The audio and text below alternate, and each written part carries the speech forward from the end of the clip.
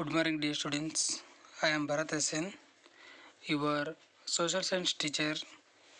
Dear students, today in this class we will discuss about the new lesson in history part Greek, Roman and American civilization.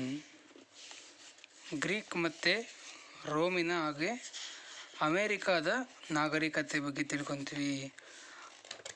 ಆದರೆ ಇದರಲ್ಲಿ Greek ಮತ್ತು Roman and American civilisation ಈ ಮೂರನ್ನು ಕೂಡ drop out ಮಾಡಿದ್ದಾರೆ, ತೆಗೆದುಹಾಕಿದ್ದಾರೆ.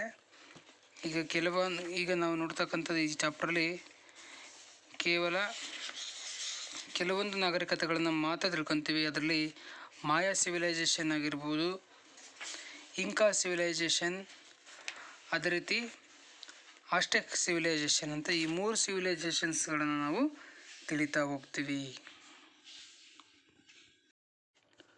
ಮಾಯಾ civilisation, the American Indian aborigines of Yucatan area of Mexico are called the Mayas. ಮಾಯಸ್ ಅಂದರೆ ಯಾರನ್ನ ಕರಿತಾ ಇದ್ರು ಅಂದರೆ, ಮೆಕ್ಸಿಕೋದಲ್ಲಿರ್ತಕ್ಕಂಥ ಯುಕೇಟನ್ ಅಂತಕ್ಕಂಥ ಪ್ರದೇಶದಲ್ಲಿರ್ತಕ್ಕಂತಹ ಅಮೇರಿಕಾದ ಇಂಡಿಯನ್ ಮೂಲ ನಿವಾಸಿಗಳು. ಅಮೇರಿಕನ್ ಇಂಡಿಯನ್ ಅಂತ ಇವರು ಮೂಲ ನಿವಾಸಿಗಳು. ತುಂಬ ವರ್ಷಗಳ ಹಿಂದೆ ನೆಲೆಸಿರ್ತಕ್ಕಂಥ ಇವರನ್ನು ಮಾಯಾಸ್ ಅಂತ ಕರಿತಿದ್ರು, ಮಾಯಾ ಜನಾಂಗದರು ಅಂತ ಕರಿತಾ ಇದ್ರು. So their language is called Yucatec or Yucatec ಅಂತ. ಇವರ ಲ್ಯಾಂಗ್ವೇಜನ್ನು ಏನಂತ ಕರೀತಾರೆ, ಯುಕೇಟೆಕ್ ಅಂತ ಕೂಡ ಕರೆಯಲಾಗ್ತಿತ್ತು. Physically the Mayas were short, brown complexioned, long haired and generally round headed people. ಇವರು ದೈಹಿಕವಾಗಿ ನೋಡಲು ಹೇಗಿದ್ರು ಅಂದರೆ ಗಿಡ್ಡರಾಗಿದ್ದರು.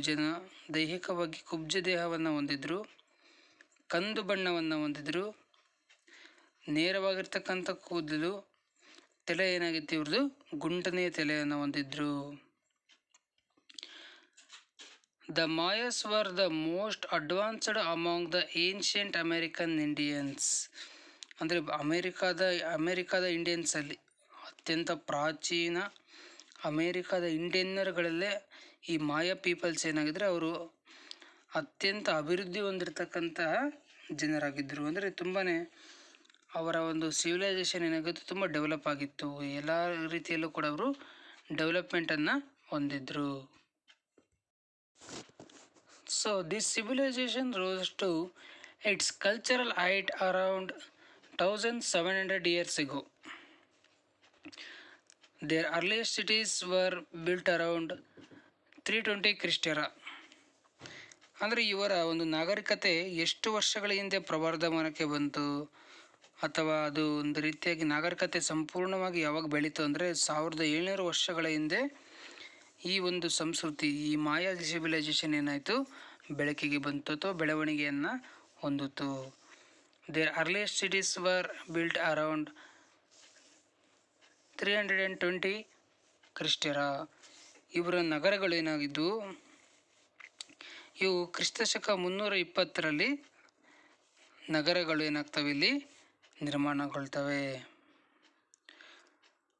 V see the dissolution of Mayan culture with the attack of Spain from 1527 to 1546 Christ era under the leadership of Cortes. ಇಲ್ಲಿ ಏನಾಗುತ್ತೆ,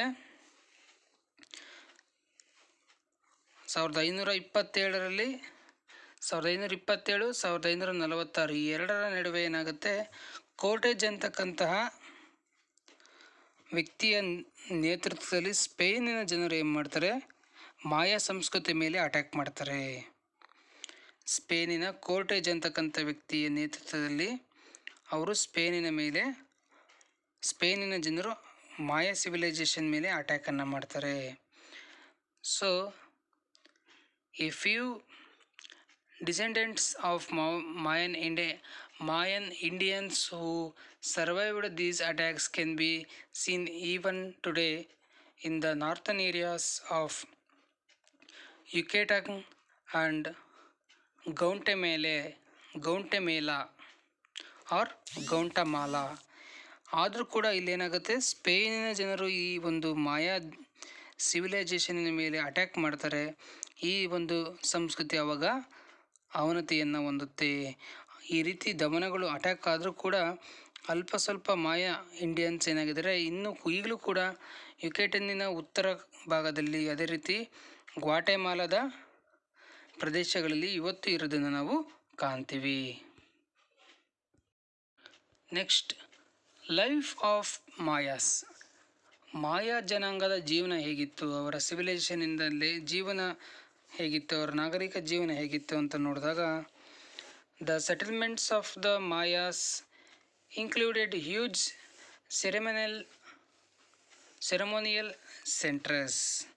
ಇವರೇನಾಗಿದ್ರು, Maya ಜನಾಂಗರು ನೆಲೆಸಿರ್ತಕ್ಕಂಥ ಬಹಳ ಪ್ರದೇಶಗಳು ಅಲ್ಲಿ ಬರೀ ಸಾಂಸ್ಕೃತಿಕ ಆಚರಣಾ ಕೇಂದ್ರಗಳನ್ನು ಹೆಚ್ಚಾಗಿ ಹೊಂದಿತ್ತು. ಅಂದರೆ ಹಲವಾರು ಸಾಂಸ್ಕೃತಿಕ ಆಚರಣೆಗಳನ್ನು ಅವರು ಮಾಡ್ತಾಯಿದ್ರು. So these have been called cities but they were not inhabited by people. ಇವುಗಳನ್ನು ಸಿಟಿ ಅಂತ ಕರೆದ್ರು. ಎಲ್ಲಿ ಅತಿ ಹೆಚ್ಚು ಧಾರ್ಮಿಕ ಆಚರಣೆಗಳು ನಡೀತಾವೋ ಆ ಪ್ರದೇಶವನ್ನು ಏನು ಮಾಡಿದ್ರು ಇವರು ಸಿಟಿ ಅಂತ ಕರೆದ್ರು. ಆದರೆ ಅಲ್ಲಿ ಜನರು ವಾಸವಾಗ್ತಿರಲಿಲ್ಲ, ಅದು ಜನವಸತಿ ಪ್ರದೇಶ ಆಗಿರಲಿಲ್ಲ. These areas were utilised for religious ceremonies, markets, courts and cities administrative centres.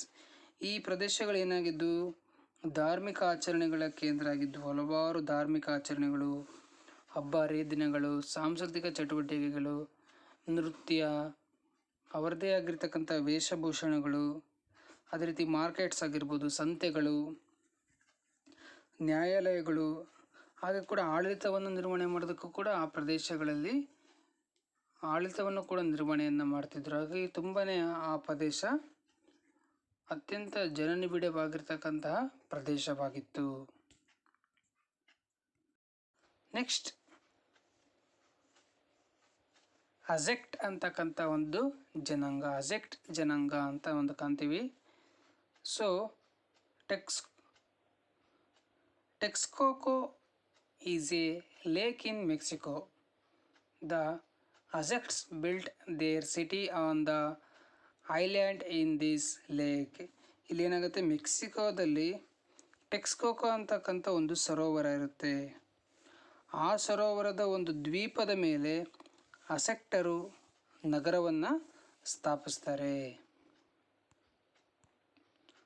They are called ಟೆನೋಚೋಕಾ ಅಥವಾ ಟೆನೋಚಕಾ ಅಂತ ಕರೀತಾರೆ. ಆ ಒಂದು ಸರೋವರವನ್ನು, ಆ ಸರೋವರದಲ್ಲಿ ಇರ್ತಕ್ಕಂಥ ಒಂದು ಜನಾಂಗ ಇರುತ್ತೆ. ಆ ಒಂದು ಜನಾಂಗವನ್ನು ಏನಂತ ಕರೀತಾರೆ, ಟೆನೋಚರು ಅಂತಕ್ಕಂಥ ಹೆಸರಿಂದ ಕರೆಯಲಾಗುತ್ತೆ. They are called Tenocha. ಈ name derived from their legendary ancestor ಟೆನೋಚ್.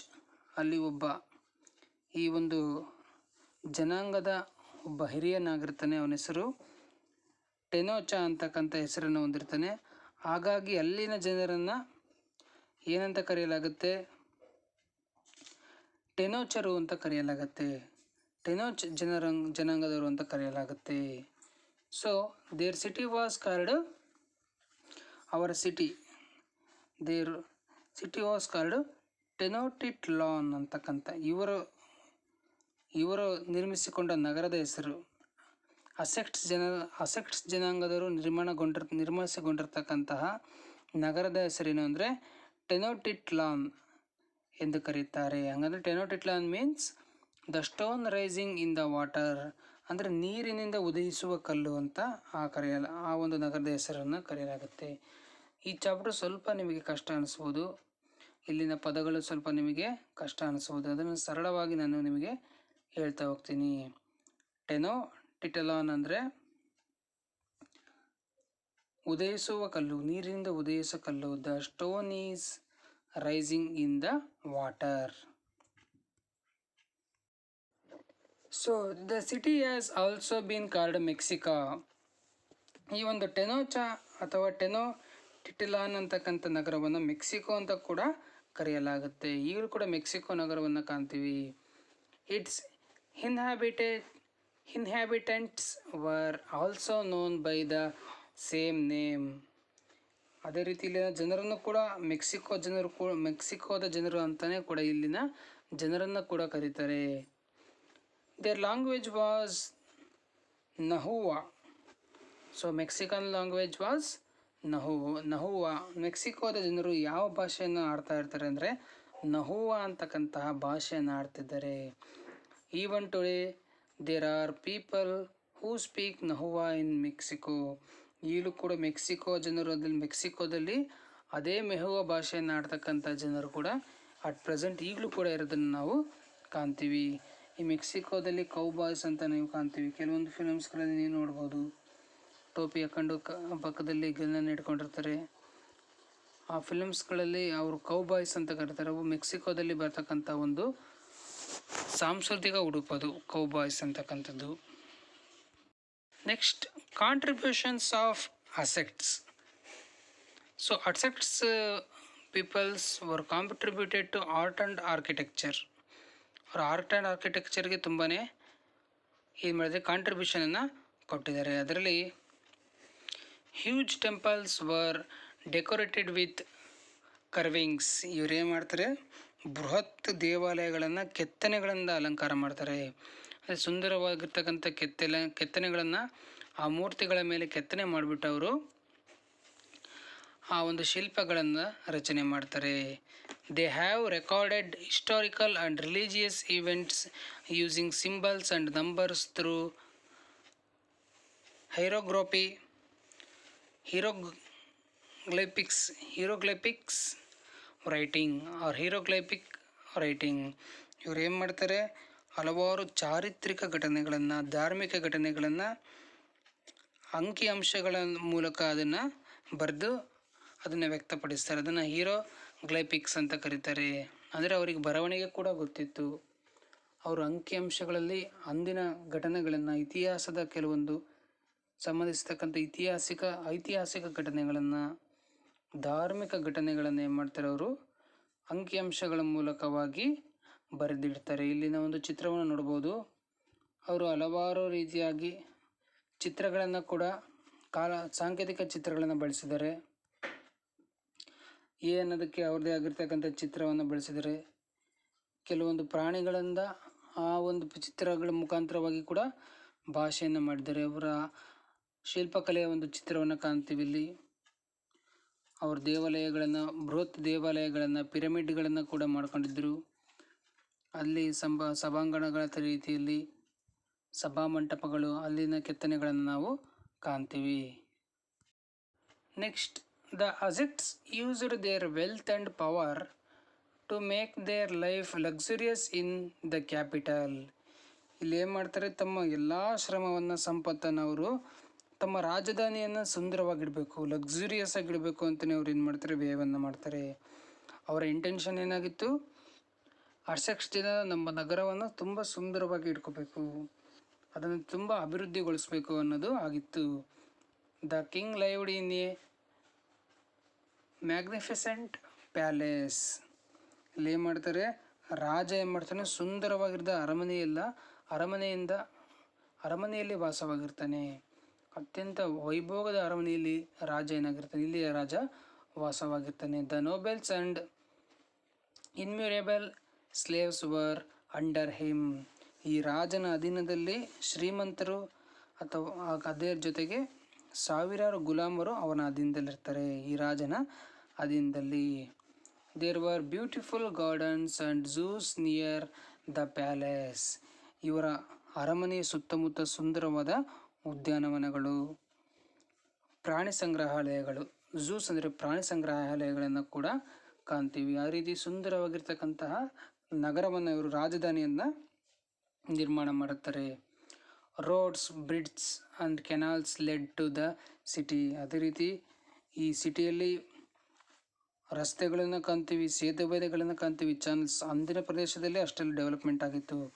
ರಸ್ತೆಗಳು, ಸೇತುವೆಗಳು, ಕಾಲುವೆಗಳು ಇವೆಲ್ಲವನ್ನು ಕೂಡ ಅಂದಿನ ಸಮಯದಲ್ಲೇ ಕೂಡ ಕಾಣ್ತಿದ್ವಿ.